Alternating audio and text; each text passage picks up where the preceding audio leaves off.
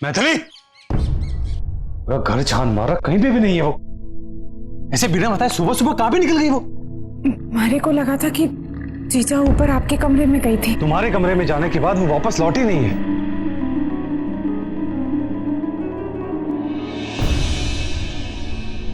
Call करके देखता हूँ। 1 मिनट। सम्राट, तूने क्या बाबा भोले के सामने वचन दिया था कि मैं कदम कदम पे अपनी माँ को बेइज्जत करूंगा? 15 मिनट हुए उसे गए हुए हैं और तू ऐसे उतावला हो रहा है जैसे कोई ढोला मारू और हीर रांझा भी नहीं होते होंगे एक दूसरे के लिए। गई होगी किसी काम से, मंदिर गई होगी, ब्याह का घर है, खरीदारी करने गई होगी। माँ लेकिन वो बिना बताए कभी भी कहीं नहीं जाती है। हाँ हाँ, तो चली गई आज, नियम तोड़ दिया उसने अपना। जब वापस आएगी तो उसे फांसी पे चढ़ा देना। सब लोग थारे ताऊ जी जैसे नहीं होते जिनकी बिंदनियां घर छोड़ छोड़ के भाग जाएं।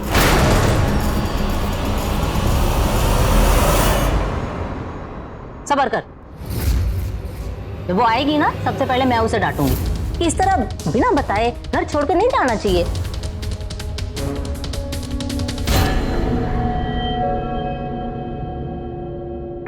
पार्वती बिंदनी, तू जाके नाश्ता लगा सबके लिए। खाना निपट जाएगा ना, घर में हजारों काम पड़े हैं बाकी।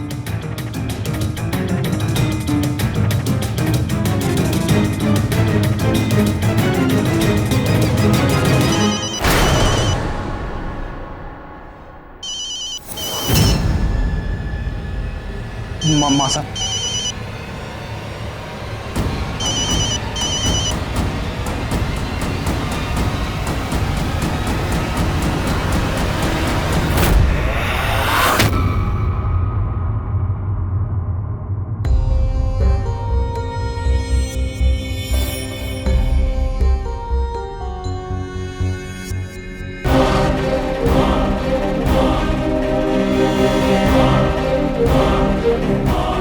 काकी सा सम्राट भाई साहब को शांत करने में लगी थी, पर वो खुद ही थोड़ी घबराई हुई सी लग रही है। हुआ क्या है? हेलो। साले कमीने, राजा ठाकुर साहब से होशियारी करने वालों का वो अंजाम होता है कि उनको पैदा करने वाले माँ बाप भी ये सोच में पड़ जाते हैं कि ऐसी नाम की औलाद उन्होंने कभी पैदा की भी थी कि नहीं। अब तो देख क्या हाल होता है तेरा। तेरी सारी की सारी करतूत राजा ठाकुर साहब को बताता हूँ। बन्ना, सुन ले, वो शमशान तुझे जहाँ जाकर जलना है। नहीं भीमा जी वो ना गलती हो गई। पता नहीं कैसे मैं पार्वती की जगह ना आपके पास अपनी भाभी साहब को छोड़ दिया। ये भाभी हो या बहन, मरेगी वो अब। नहीं भीमा जी, हाथ जोड़ता हूँ आपके सामने, हमारी भाभी साहब के साथ कुछ मत करना। ये मरेगा तो तू भी, जब मैं ये सारी की सारी बात ठाकुर साहब को बताऊंगा। देखो, अगर तुम्हारे ठाकुर साहब इतने गुस्से वाले हैं ना तो तुम भी नहीं बचोगे, क्योंकि तुमने भी ना बिना देखे लड़की ले ली। अगर घर में कुछ सामान आता है ना तो आदमी उसको देख के लेता है। देखो, हम दोनों मिलकर कोई रास्ता निकालते हैं, ठीक है?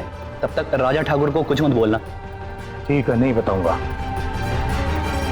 लेकिन तुझे अभी आधे घंटे के अंदर आकर मुझसे मिलना होगा। चंदनगढ़ और बीरपुर के बीच में जो पीपड़िया है, उसके पास राजा ठाकुर साहब का एक गोदाम है, वहीं आकर मिल मुझसे। और इतना तो तू जानता होगा ना कि तुझे अकेले आकर नहीं मिलना है मुझसे। तो किसको लेके आऊं? मासा को? अरे चुप, अपने घर की लुगाइयों की झांकी दिखाना बंद कर। पार्वती को लेकर आ हमारे पास आधे घंटे के अंदर। और अगर उसे नहीं ला सका तो गोदाम से अपनी भाभी की लाश उठाकर ले जाना।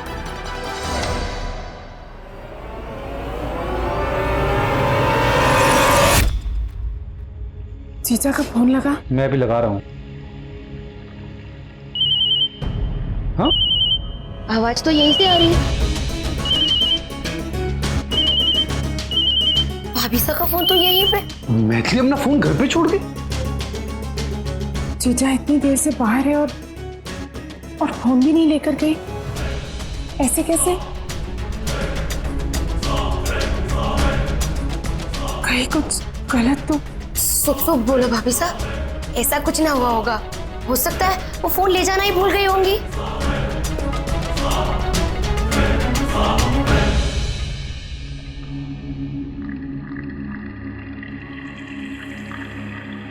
अरे क्या हुआ, बोल ना।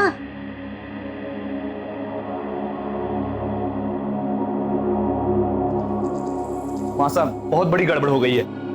हुआ क्या है, बता तो सही। सांस लेने दो 1 मिनट।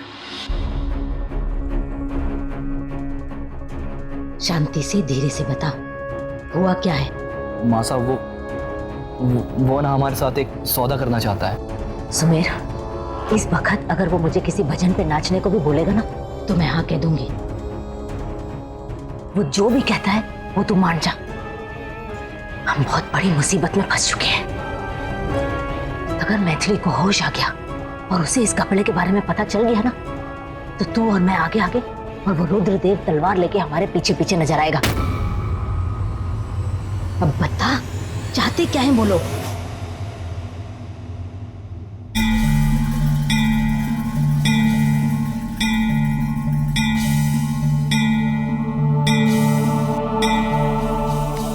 इतनी देर नहीं लग सकती।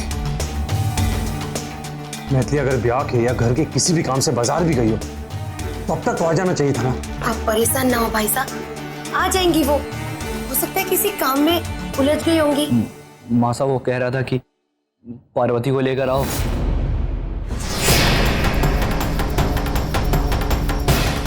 तभी तुम्हारी भाभी सा को छोड़ा के ले जा पाओगे।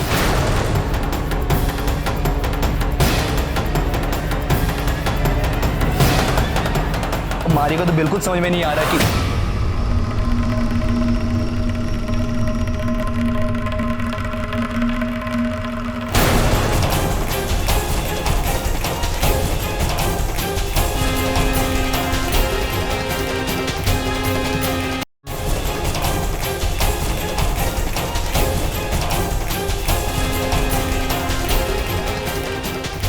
क्या कहा आपने? क्या क्या कहा हमने? क्या क्या सुना तूने? कि आप जीजा को तभी छुड़ा पाओगे जब, तभी मतलब क्या करना होगा? और छुड़ा पाओगे मतलब? कहाँ है जीजा? कहाँ से छुड़ाना है? जीजा ठीक तो है?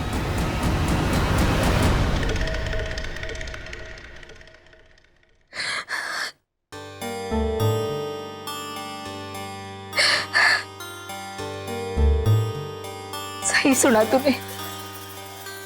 हम ये बात सबसे छुपा के रखना चाहते थे, लेकिन अब नहीं छुपा पाएंगे। क्या हुआ जीजा को? मैथिली को बदमाश उठा के ले गए हैं।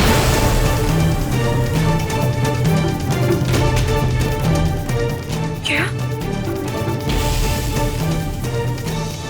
बाकी सब अब हम क्या करेंगे?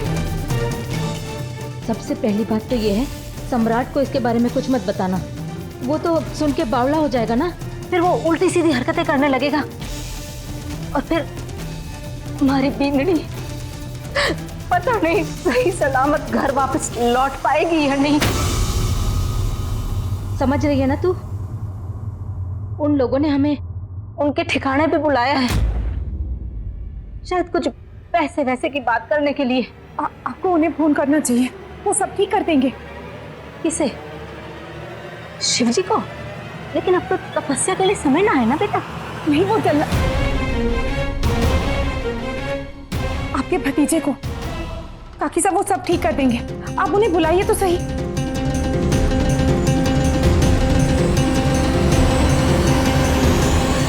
फोन दे।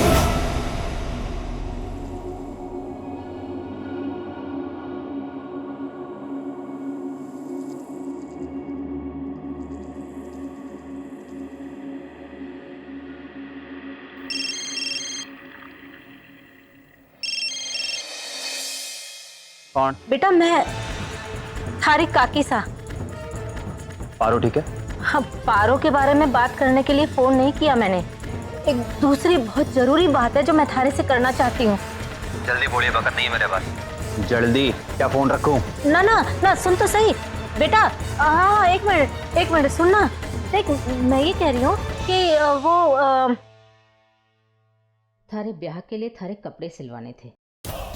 कौन से रंग के सिलवाऊं समझ में नहीं आ रहा है। अगर थारे को पसंद नहीं आए तो तुम्हारा मौसम बिगाड़ देगा ना। देखिए, मैं नहीं जानता कि आप ये बकवास इस समय किस मकसद से कर रही हैं। अरे सुन तो सही। सुन। विनती है आपसे, मुझे इस समय परेशान ना करें। और वैसे भी आपकी इन बेकार की और फालतू की बातों के लिए वक्त नहीं है मेरे पास। और जब आपने तय कर लिया है तो अच्छा कोई बात ना। मैंने थारे को तकलीफ देने के लिए फोन ना किया था बेटा। ठीक है, थारे लिए ये बड़ी बात ना है ना, सही। तुम्हारे लिए तो बहुत बड़ी बात है ना। चल कोई बात नहीं, हम संभाल लेंगे। उसका कोई दोष ना है, तुम्हारी बीननी है। चिंता तुम्हारे को ही होगी ना। सच में जल्लाद है। सुमेर, तुम्हारे को तो बहुत डर लग रहा है बेटा। ये मैं थारे साथ उन लोगों के पास जाऊं या यहाँ घर में रह के इन सब लोगों ने संभालूं? माँ साहब भी कोई पूछने की बात है, आप यहीं रहो वरना सब कुछ गड़बड़ हो जाएगा। लेकिन थारे साथ भी तो किसी को जाना चाहिए ना, किसी को देखना चाहिए कि मैथिली बिंदनी के साथ सब कुछ ठीक ठाक है या नहीं। उसको संभालने के लिए कोई काकी साहब, मैं चली जाऊंगी।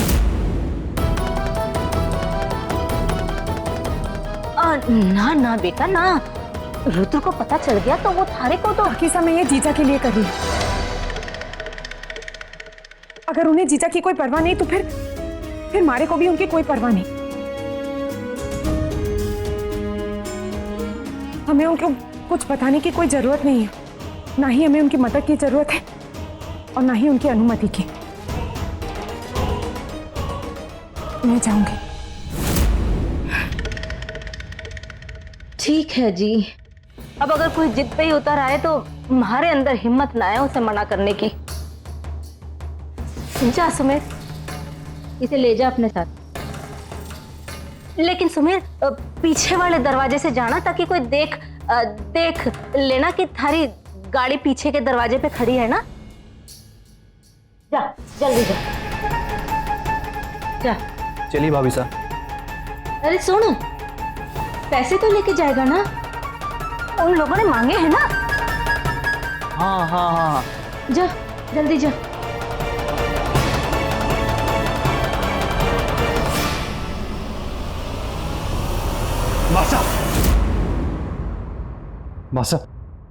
मासा, मैथिली का फोन घर पे ही मिला है।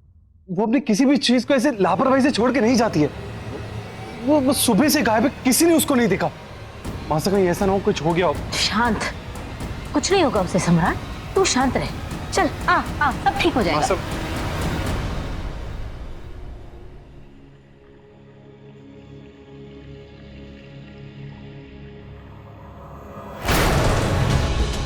गलती से भी इस घर के बाहर कदम नहीं रखेगी।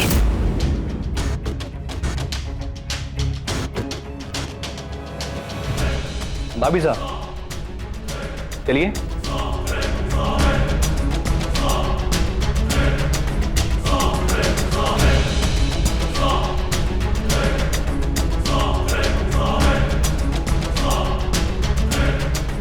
भाभी साहब बैठो ना।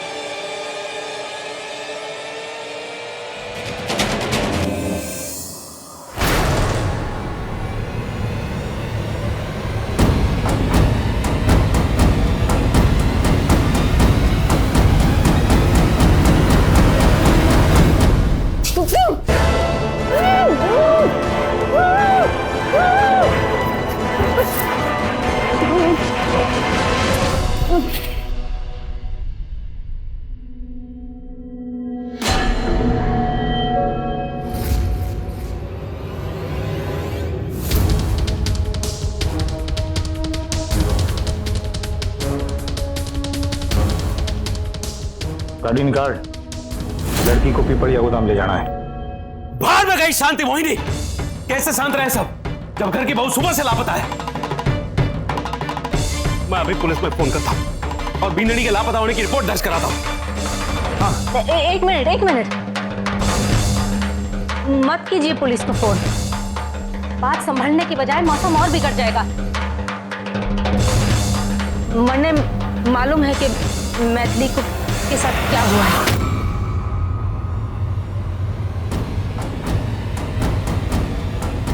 मैथिली को कुछ बदमाश उठा ले गए, अगवा कर लिया है उसने।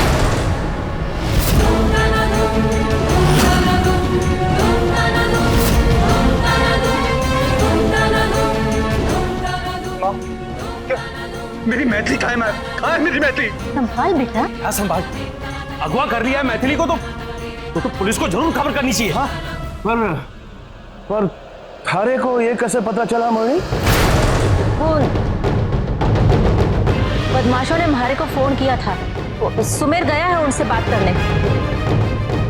शायद कुछ पैसे वैसे की बात करनी होगी, इसीलिए सुमेर और पार्वती दोनों अभी गए हैं। एक मिनट।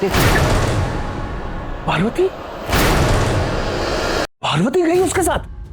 अपनी मर्जी से गई है वो, अपनी टांगों से चलती है। तुम्हारी टांगे उधार में नहीं मांगती जो मैं मना कर देती उसे। अरे तो कौन है ये बदमाश? कहां से आता फोन? और तूने जाने कैसे दिया पार्वती को उसके साथ? जरा अंदाजा नहीं है थारे को? अगर रुद्र को पता चला तो परिणाम क्या होगा इसका? नहीं मालूम मैंने परिणाम क्या होगा। नहीं मालूम कौन है वो बदमाश जिन्होंने फोन किया था, कहां से फोन किया था, नहीं मालूम। मैंने सिर्फ ये मालूम है कि आज हमारे घर में जो हुआ है उसकी वजह आप और आपका बेटा है। शांति थी हमारे घर में, जब से आप आए हैं जैसे बुट्टियों में तूफान भर के लाए हैं, उछाल दिए हमारे घर में। माँ कम से कम मुझे तो बताना चाहिए था ना। सुमेर की जगह मैं जाता वहां पर। नहीं बेटा, तू कच्चे दिल का है। तू वहां जाता परेशान हो जाता, फिर वो लोग तुझे भी पकड़ के रख लेते, हम क्या करते। इसमें एक सुमेर कड़क इंसान है, उसे मालूम है कि ऐसे मामलों में कैसे अकलमंदी दिखाते हैं। तू बैठ, शांत रह, बैठ जा। देख लिया आपने भाई साहब, अब जवाब दीजिए।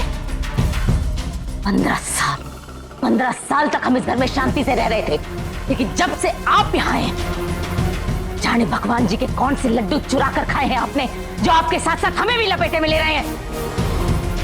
रोज कोई ना कोई नया तमाशा। बस अब तंग आ गई हूं मैं, बहुत हो गया। बस मोहिनी, खत्म करो अब। ये घर भाईसा का है, इन्हें यहाँ आने और रहने का पूरा अधिकार है। परिवार पर संकट आया है। परिवार का मतलब जानती हो? मुसीबत के समय एक दूसरे पर उंगली उठाने के बजाय एक दूसरे की उंगली पकड़ के मुसीबत का सामना करो। और भाईसा और रुद्र पर इल्जाम लगाने से पहले इतना तो सोचो मोहिनी के पार्वती भाईसा को जाने की क्या जरूरत थी? ले जाना ही नहीं चाहिए था। फिर भी वो गई परिवार का हिस्सा बन के सुमेर का साथ देने के लिए।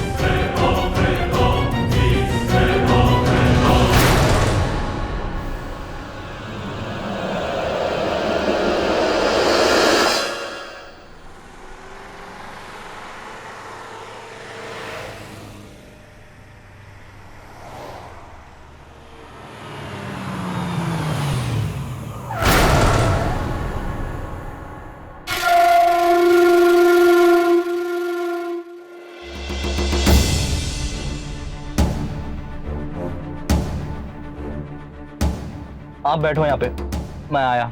क्यों? मैं गाड़ी में क्यों बैठूं? मैं जीजा के लिए आई हूँ ना। ओ, अगर तुम्हारा नाखून भी टूटा ना तो घर वाला राक्षस तुम्हारी जान निकाल देगा। वो तो मासा ने कह दिया, साथ में ले आया। चुपचाप बैठो यहाँ पे, मैं आया।